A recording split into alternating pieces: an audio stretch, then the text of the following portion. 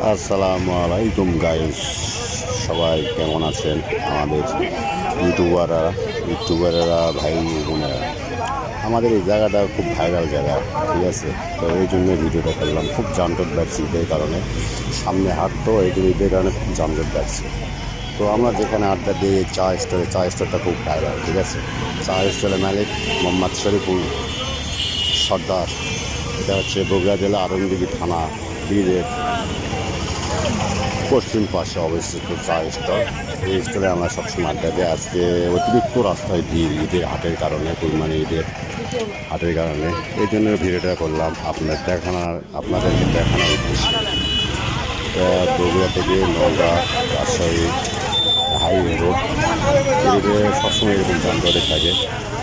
তো এই চা স্টলে আমরা চা খাই, সবসময় আড্ডা দিই, এই জন্য ভিডিওটা করলাম।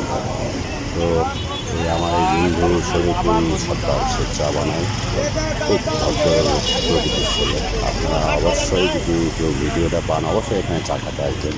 হ্যাঁ, খুব সুন্দর ব্যবহারটা আর সবার সাথে মিশুন। তো রাখলাম, খুদা হাফেজ, আসসালামু আলাইকুম গাইস, ভালো থাকবেন।